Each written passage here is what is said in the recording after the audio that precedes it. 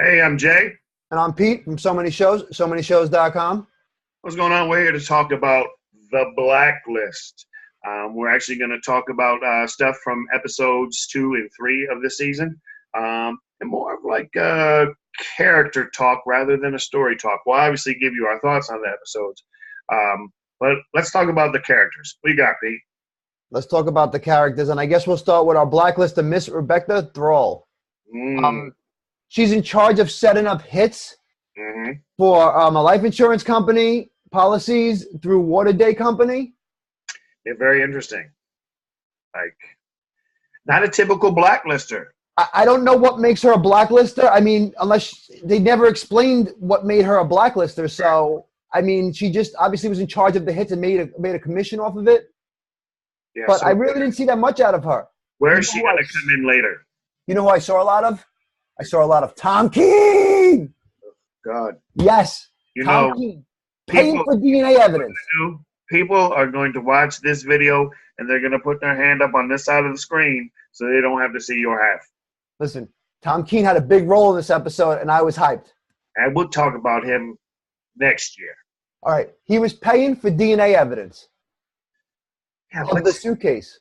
And did you see the guy that he hired? Listen. Apparently that guy is the best at what he does and the best Harvard or Yale has ever seen. Yeah, well, I got to tell you, he's not looking so best now. Well, no, but I mean, Tom Keene, like I said, he's all in on this briefcase, and he's playing with fire, if you ask me. And on top of that, he accepts a job from Red this episode. What? I know what? And you know what? But I have to tell you, since we're talking about Tom King, did you see how he became a little crybaby, all boo-hoo, I'm going to jail at the end of the third episode? All that did was make you want to it made Tom King likable and relatable as a parent and a husband and a father and everything that goes with it. Where did tough guy Tom King go? You're like, boo-hoo, Red, you're sending me to jail. I hate you. What, dude? Okay, so let me ask you, because I'm watching this episode and I'm like, this is bullshit. All right, now let me ask you, because you also love this show. Sure. Did you think at any time they were really getting arrested, or did you know it's something crazy? No, listen, man, come on, you know they're not getting arrested. In fact, all right, so to be honest, I actually thought the whole boo-hoo Tom King thing was actually an act on his part as well. I agree. I agree. He doesn't want Red to know what he's really up to. Right. Yeah. I don't think that was legitimate either. But I'm going to say that it was legitimate just because I like to see him like a crying little baby. Now, Red's empire obviously isn't as bad as we thought. And we talk about this all the time because those guys were on his payroll, right? The cops or the whatever they were. Surprise around the corner every time. You can't believe anything that Reddington says or acts. He's kicked out of his motel, but he finds a way to borrow $1 million, get some guns, find a plane, live happily ever after. Meanwhile, people are coming out of the woodworks. How's he paying them? How is Dembe still being paid? Come on. It's funny. You actually just said every single thing that I had to say about Reddington this episode in one sentence. About how he had to leave the hotel, his residence, about how the people can find him easily. Scary people are finding him now, so he's got to go. And on top of that, he's able to borrow $1 million from Glenn, who Glenn has been in this show before. I love Glenn. Glenn's awesome. How do you not like Glenn? I like him just because of all the people through all the seasons so far. He is the one guy that will sit back, give Red a hard time, and be like, what are you going to do about it? You told him, kiss the ring. You're right. Then at the end of the episode, he comes out, grabs a hot dog, grabs a beer, says, I'm not leaving you guys. I know what it's like to be alone. And then I wouldn't want to spend the night with him inside a jet.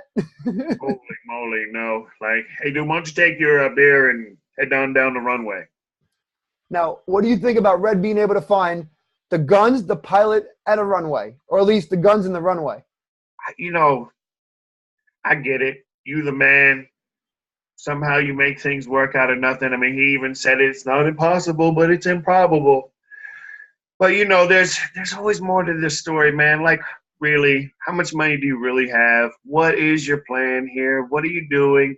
Like, I feel like it's just some big game just to keep Elizabeth busy while he's looking for that suitcase.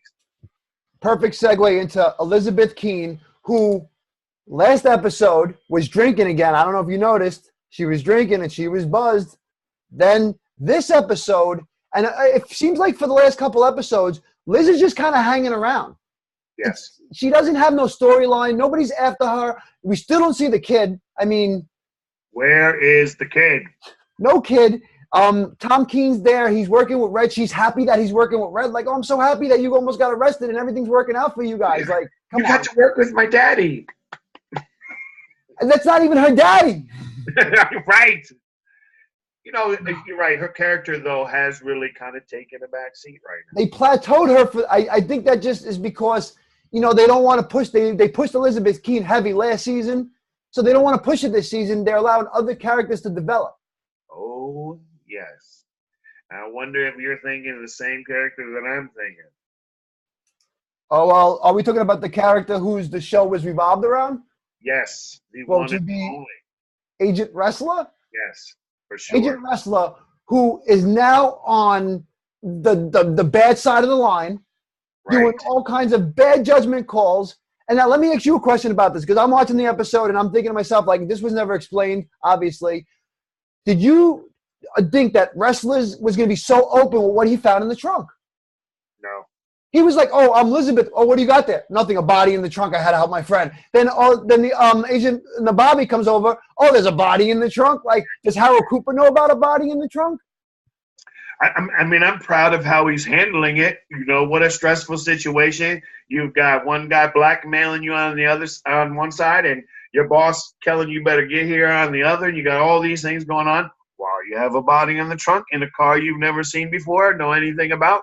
And that was a good defense mechanism if that's what it was when he was joking about it. But I did chuckle. I mean, how can I not be like, that's one bold dude right there. He just told him there's a body in the trunk. What?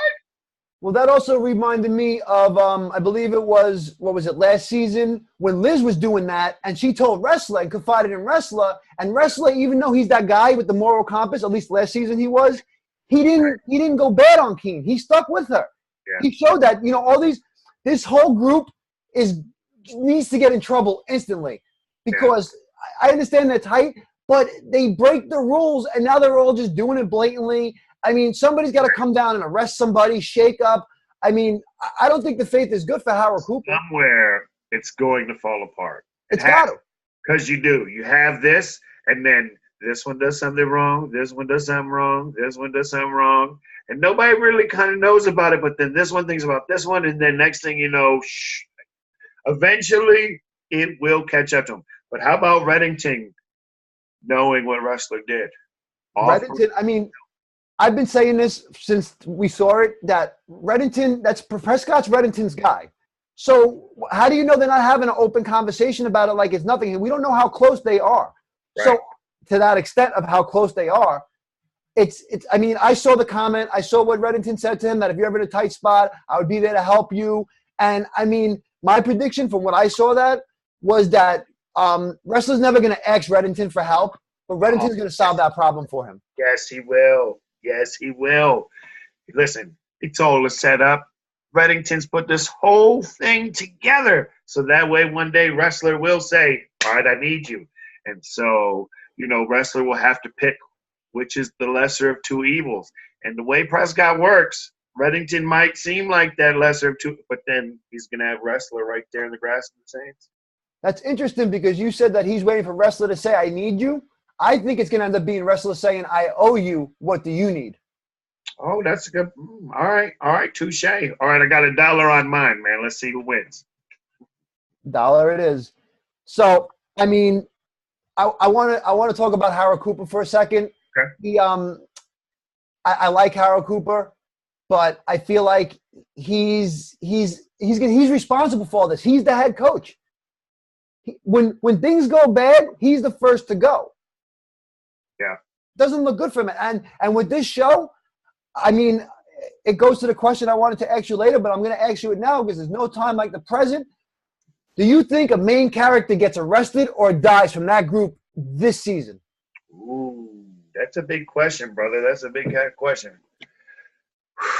Well, I think arrested's probably the easy answer. Chances are yes. Will it actually come of anything? That's a whole nother story. Now, if you ask me if somebody get arrested and actually maybe go to jail or get killed, I don't know. This isn't one of those shows that does that. But we're due. We're due for somebody to go. So maybe. First thing I'm going to do when I get off this video is I'm going to go online and see if any characters have not renewed for the next season, because my bold prediction is that Harold Cooper dies and Ressler takes his place. Ooh. Who's killing Cooper? Anybody that's involved in the mix. The Reds guy, a blacklister, somebody can come back No, you can't kill Harold Cooper. I like him, man. Which is exactly why he's going to go.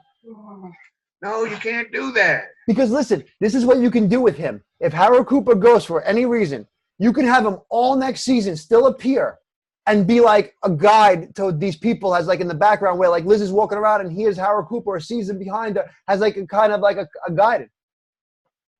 I'm not talking to you anymore. Between your love for Tom Keene and now killing off Harold Cooper, we're not friends anymore. Hold on, let me cover this side of my screen. Yeah. So listen, what else did you think about the episode? Anything you want to talk about? Man, I love me some Blacklist. It's like one of my shows, man. I love Reddington. I love the story. These last 2 episodes, I can't lie, I'm a little disappointed. Not your typical Blacklist. I thought some of it was a little slow.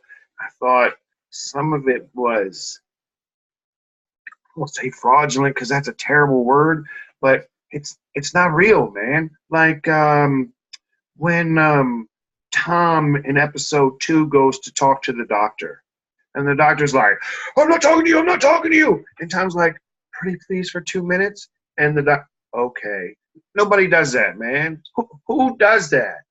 And then they talk for 2 minutes, and he's like, absolutely not. You know what happened the last time I did anything against Reddington? But then he calls 10 minutes later, and he's like, all right, I'll do it. No, bullshit. No, I call bullshit. Then episode 3, we start with the guy getting shot by the cop, right? Okay. So obviously Internal Affairs is going to do an investigation. FBI should have never been involved. Why? There's no gunshot residue in the dude's hand. There's none. You're right. So, I don't know. I see a lot of like little things that I don't want to say are fake because it is Hollywood, but I think they're pushing that a little bit too far. I agree. Get back to the story. I mean, it's also slowing down the whole series. I mean, after the second episode, I was so anticipating the third episode and to see where this is going to go and thinking, all right, maybe Jay was right. Maybe we're going to get the briefcase right now, and he's going to call me up and tell me I was wrong, and then we're going to put that on a video. But guess what? Still dragging ass with the briefcase where you get a little, no, you don't got nothing. We're going to give you the smallest piece, and then we're going to pull it away from you because we don't even know who's in the briefcase anymore. Yeah, we don't know that. We don't really. Last 2 Blacklisters really didn't make a whole lot of sense. What's the end game with those? Why is Red involving them? Is something going to pop up later? We really don't know what the heck Red is doing, why he's doing what he's doing. Obviously, we know he's playing his game. But I guess in season past, we're used to getting little tidbits to try to figure out. Where here it's get back to my story, man. That's all I'm saying, NBC. Get back to the story. Get back to the briefcase and who's in it and who's Elizabeth's real father, and then move on with your story, and you could still go kill everybody and go be a bad guy and blacklisting and everything. And most importantly, the death of Tom Keene. Did I say that out loud? Shoot. Oh, crap. No. Yeah. Let me ask you this question because I'm watching the episode and I'm like, oh, hell no. When Elizabeth set up the sting on Rebecca Thrall and sat in the front seat of that car and allowed her to pop 3 shots into the glass, bulletproof glass. How well do you trust bulletproof glass, Jay?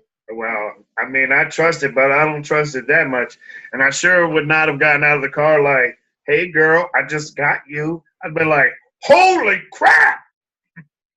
I don't trust bulletproof glass. You can tell me all you want. So no one's shooting a gun at anything by my head and is going to be able to be like, oh, word. With that scene, I'm glad that it was a sting and she got arrested because those shots were horrible. Okay, you're shooting at the steering wheel from that angle. Come on, girl, turn the whole way around, look in the car, and shoot. And you might have noticed it was a different girl in the front seat.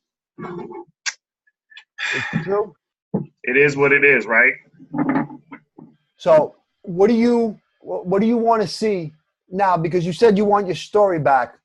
What do you want to see, and what do you expect to see out of the next episode or two? I want to see it get back to some more of the excitement. You know, first episode we were like, yeah. I didn't feel that, yeah. And